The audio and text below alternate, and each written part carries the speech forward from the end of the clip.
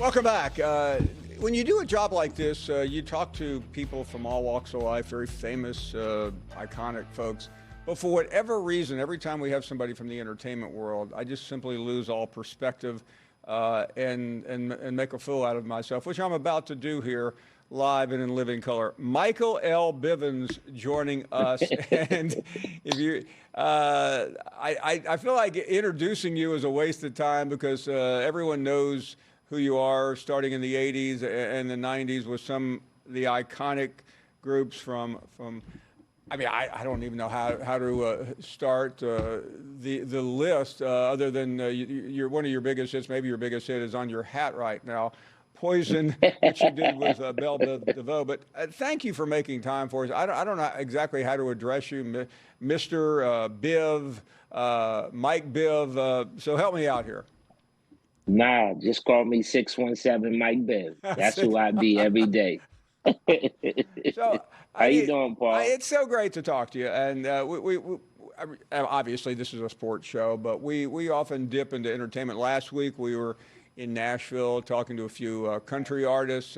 We've had back in the day LL Cool J on. I've gone Right, head to head right, with Drake on TV. I got. right. I know I sound like I'm bragging to you, which I'm just nervous. I got name Supposed dropped to. last spring by Lil Wayne, and so I'm really. I guess what I'm saying is, what about me? I mean, come on, Mike Biv, what's going on here? Man, everything is good. Fresh from Los Angeles and Vegas. New Edition, one of the groups you didn't mention. This is our 40th anniversary. We've been around for 40 years. We inspired groups like NSYNC, New Kids on the Block, Boys to Men, the Backstreet Boys, and we're in Vegas at the Wynn Hotel, sold out shows. We're going back in July. New Edition just left from being on television this weekend for the NAACP Image Awards, getting the Hall of Fame award. And last year, Paul, we were at the Rock and Roll Hall of Fame doing a special tribute for the legendary group, The Spinners. I must say, man, life is pretty good, man.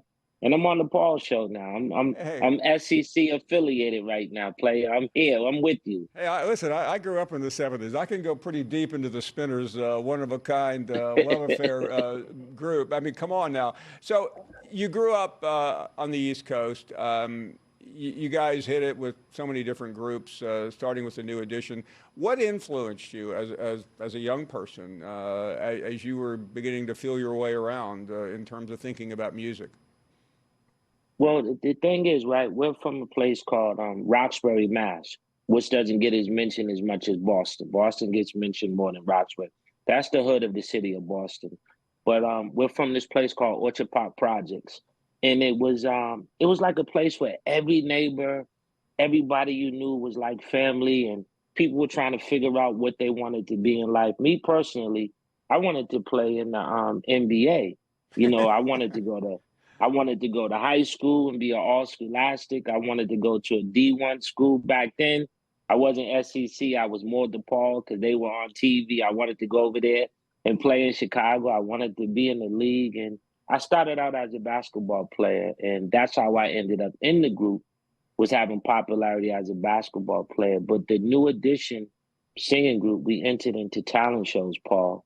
And our very first talent show we did, the four of us, Bobby, Ricky, Ralph, and myself, we won $10. $10. ten We split dollars. it $2.50 a piece, and we knew we were on our way. It was the biggest day of our life because all of the girls from the project and our friends were sitting in the audience, and they were screaming like they didn't just see us 20 minutes ago walking up to the theater. So it was a pretty amazing feeling to know that a talent show could take you to 40 years. I have been courtside at national championships and seen the winning shot. I've seen it in football and many other sports. But what's it like to be a rock star? To be to literally be on the stage and see what you see from that perspective.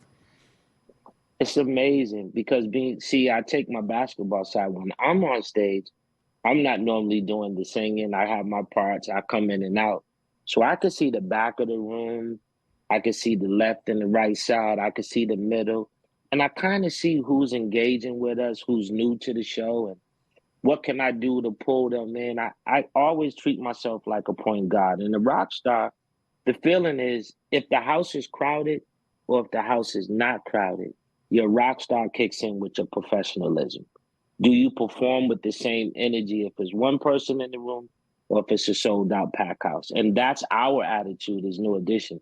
No matter who shows up, the show will be the show, the energy will be the energy, and we will get out there and do what we got to do, perform, and let people enjoy themselves and have a good time. That has to be such a challenge because performers are artists, and a lot of the stuff that you're participating in, you're singing.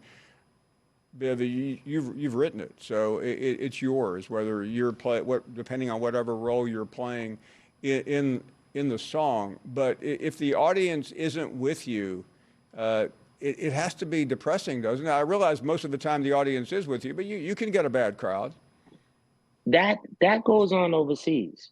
Like when you go to Japan, Tokyo, stuff like that, they don't really sing all the way through the song. They kind of sit there and smile, and then they clap at the end. So it's a little confusing. You would think they're not with you, but some audience is so subdued, they're enjoying the show as opposed to just screaming like the Beatles. But then there's sometimes when you play in certain rooms you never played in, they're trying to understand who you are, you know, Poison Deadly, moving in slow, looking for a mellow fella like Devoe. They're like, oh, I think I've heard that. Before you know it, they start to come in because our professionalism kicks in. We know what to do to pull you in, even if you've never seen us a day in your life. You mentioned the song "Poison," and again, you've had a lot, and you still do. But that's a song that resonates today. I mean, it's played. You name it, it has been played at. As you were helping to construct that, crazy question, but did you feel it as you were trying to put it together? No, I didn't. And I heard it first. Our manager at the time, Hiram, he played us two record called She's Dope and Poison. I liked the She's Dope, but Devoe, when he heard Poison, he said, Mike, this is a hit. And he told the guy, well, the road manager at the time, if you help us secure this record, you can become our group manager. So that was a deal breaker. And Ronnie Devoe heard Poison. He takes sole credit from the three of us, Bell Biv DeVoe, who heard it as a hit. And man, he had an ear for himself in the 90s. He heard something I didn't even hear. Not at all. And how did it, I mean, I know it changed everything about you guys, but how did it change everything for you? Well, for the three of us, right, we were kind of like the background of New Edition. You know, you have Bobby Brown, Rod Trezor, and Johnny Gill. So a lot of people didn't think we could form this group. And when we talked about being the group, some people kind of laughed at us like, oh, they're not going to be great, not a lot of singing, boom, boom, boom. But we created a formula called hip hop smoothed out on the R&B tip with the pop feel appeal. We said, you know what? We're going to go across all genres of music. We're going to wear airbrush on our clothes. We're going to be more for the streets. We're going to take off our clothes in the videos, and we're going to make records like Do Me Baby. And we're going to be so obnoxious. We actually called it mental, Paul. When someone would say, well, why are you guys wearing winter coats in the summertime? We was like, because it's mental. And it was like, well, why are you changing clothes in front of the audience and not behind the stage? Because it's mental. And we got so caught up in our vibe that it went across the country. Bell Biv DeVoe was so huge in the 90s that when VH1 did what was the number one record in the 90s that they say was the biggest record, it was Poison on their charts. And it was out of 100 records in one of their countdowns. So that's how powerful it changed us. And Michael, when something like that happens, I mean, you had already, with New Edition, seen the world, but what doors does it open, and how gobsmacking is it when the world is your oyster? Well, let's go here, right? So BBD, I put out a documentary called The Hustler 617, Mike Biv in August. Maybe around the end of the year, the network reached out, ESPN SEC side, and was like, hey, I hear you guys have a new single. Our manager spoke with the powers that be, and they said, listen, basketball is going to go full steam ahead in January. Can we borrow your song and use it as the soundtrack for the SEC during the commercials before the games and highlighting the showcasing game at 6 p.m. That's how powerful it becomes. You find yourself moving in different areas. And probably the reason I'm probably on your show today is because we've been a part of the SEC since, December, basically. And every Saturday or during the week, folks were hearing a new Bell Biv DeVoe song featuring Run from Run DMC. That's the level it goes to, Paul. It keeps going, and you keep moving, and you keep winning, and you just end up in some of the best places. I mean, the SEC is on fire, so we're a part of the gas and the lightning of the fire, and being a part of it, man. It's amazing.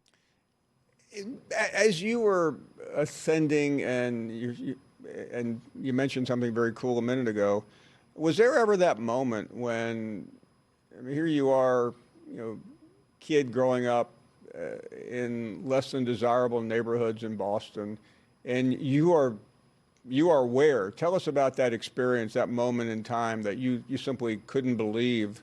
It's the I wish they could see me back at home kind of moment. Oh, well, I had a few of them. I bet. I have a few personally. When we performed at the White House with Bell Biv DeVoe, New Edition performing on New Year's Rockin' Eve. There's a lot of moments where you say, hey, I wish they could see us. And I just think that for me personally, my biggest moment is when the Celtics won the 2008 championship, and Paul and Doc and them called me from my seat, and I'm standing on the sideline. I'm literally standing 2 minutes of the last 2 minutes of that game against the Lakers. And I ran out on the court with all of the Celtics, Paul. And because I'm a basketball player, I ran and grabbed the basketball from the game. And all of the Celtics were going all over the place, Paul. And I said, man, as a ball player, you get the ball, you get the autograph, you bring it home. But because it wasn't my moment, I took the basketball and gave it to Coach Sam Cassell, who was on the court. I said, Sam, you need to keep this rock. And when you go into the Boston Garden, there's a big, 50 by 50 picture of the 2018. And Sam Cassell is cuffing the ball up under his arm. That was a big moment for me because as a kid in the hood, I wanted to be in the NBA. And the closest I got to winning the championship was running on the court with the Celtics. That to me goes down as my thing. There's a cliche in any entertainment world. You'll run into somebody and they'll say, man, big fan. But when it's true, especially when you're an artist. I have a feeling it's happened quite a few times from very famous people. Yeah, I met Brian Grazer, who's a hell of a producer, TV movie producer. Denzel Washington, that really knocked me off my socks.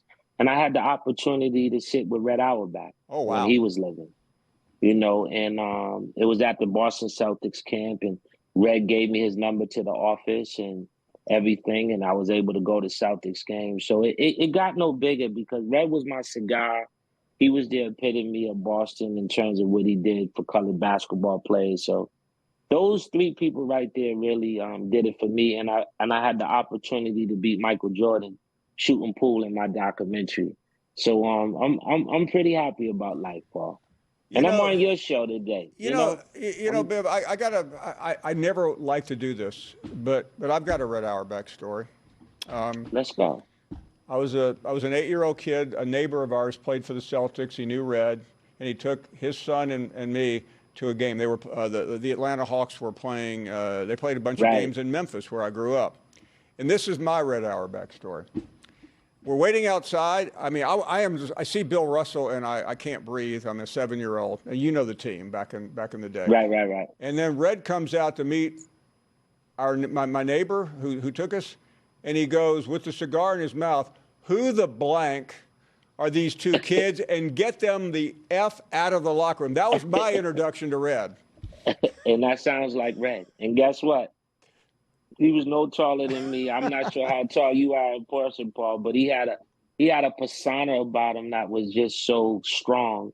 But honestly, he had no color lines. I think he's one of the greatest owners and GMs ever and coach that you could ever meet as a person. And as a matter of fact, Paul, I actually got the #2 jersey. There's a Celtic jersey with the #2 on it, and it says Auerbach. And they made up 100 pairs of sneakers with Adidas. I think I have number 34 out of 100 pair of Red Auerbach sneakers in my closet. That's how I got. And I'm sure he gave you something but a T-shirt or a jersey that day. Or did he really kick you out of the locker room? He really kicked us out of the locker room. Oh, my God. Hey, by the way, I jokingly said to somebody once, I said, after Rick Pitino threw him out and took his title away, that was the only time in my life I've ever liked Rick Pitino. But that's inside Boston Celtics. Before you go, and this has been such a treat, when you've done it all, it never ends for artists. And I know you've got a lot going on right now, and there's such a demand. But what is your view? I mean, music is so all-encompassing, and there's so many genres. But what is your take on where we are right now in your genre and everywhere else? In terms of music? Yes. You know, it's young. The artists from our era and the era before us, we have a stronghold over concerts. When you go to the festivals, you go to the arenas, and you get these more nostalgic concerts, that's where our world is. The younger generation has a stronghold over radio. And we're still trying to find the happy medium between the stars of yesterday and the new stars of today. And I don't think they figured that part out. So groups like us, the New Kids on the Block, Aerosmith, the Run DMCs, what we do is we go on tour and sell out arenas. And none of us have new music out. It's just old catalog music. And then you look at the younger generation and you say to yourself, things are changing, things are evolving. And because I have children, I have 4 girls, I tend to see what's going on. Like, one of my girls really loves Taylor Swift. One of them likes some of these other rappers. So I'm totally in tune. And I would just say that I am so happy that when we want to leave our home and make a living, we could go to the Bridgestone Arena and sell that out. And I got 2 hockey jerseys from the Bridgestone Arena hanging in my man cave. That's what I call life, Paul. Being able to preserve it, to keep staying healthy, strong, and selling it out. Once you do that, everything is great. There's nothing to complain about. What a treat. Thank you for dropping by. I'm so glad we could do this. And I hope to meet you one day very soon and continue this conversation. Paul, what size jacket you are? You look like a medium. You're a medium? Afraid so. I got a jacket. I have a Sporty Rich jacket for you that I'm going to get to you, and I have a Belle Biv DeVoe snapback I'm going to get to you as a gift from Belle Biv DeVoe, okay? Well, my cred on my block has just gone up. Hey, thank you very much. What a pleasure. And this is BBD. Put your finger out, Paul. This is how we end the song. Put your finger out and wave it. Mike, Viv, and Paul. Mike, Viv, and Paul. See y'all later. Peace. Wow. Well, I don't know how we top this, but we'll try. We'll take a short break, and we are back right after this.